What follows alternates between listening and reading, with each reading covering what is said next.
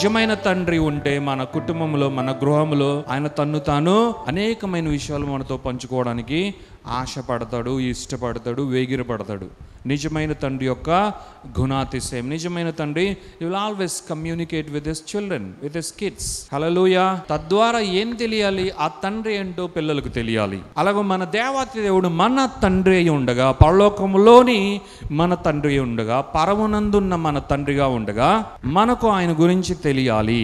ఒక్క కాలంలో అది తెలియకుండా ఉండిందేమో. అది అజ్ఞానాన్ని బట్టి, పాపాన్ని బట్టి, అతిక్రమాన్ని బట్టి మనము దేవునికి దూరస్థులుగా ఉన్నామేమో. కానీ ఈ కాలములో, ప్రభు వచ్చిన కాలములో, ప్రభు కాలములో తప్పక మన దేవుని గురించి మనము తెలుసుకోవాల్సిన వారమై ఉన్నాము. కాబట్టి దేవుడు అన్నీ కూడా రివీల్ చేస్తున్నాడు. అందుకే పరిశుద్ధాత్మ దేవుడు మనకు కావాలి. It is the holy spirit God who with his anointing would reveal everything about the Almighty God and the awesomeness and the almightiness of our God.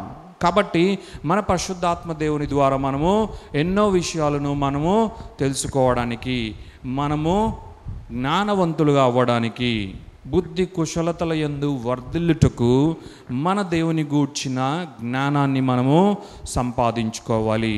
అది మనం బయటికి వెళ్ళి వెతికితే మార్కెట్లో దొరకదు, కానీ వాక్యంలో దొరుకుతుంది.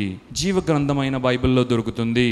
దేవుని వాక్యము, దేవుని సన్నిధిలో కూర్చొని మనము ధ్యానిస్తూ ఉన్నప్పుడు, సమయాన్ని గడుపుతూ ఉన్నప్పుడు దేవుడు మనతో మాట్లాడే దేవుడుగా అనేకమైన విషయాలను మనకు రివీల్ చేసేవాడుగా ఉన్నాడు. We really need to receive the revealed knowledge of our Almighty God. That what becomes a revelation in our lives and impacts not only us and the people around us. Hallelujah. So కాబట్టి మనం పిలువబడింది కేవలం మనం మాత్రమే ఆశీర్వదింపబడుటకు కాదు, కానీ మన చుట్టూ ఉన్న అనేక మందిని బ్లెస్ చేయుటకే మనం ఉన్నాము అన్నది మనం తెలుసుకోవాలి.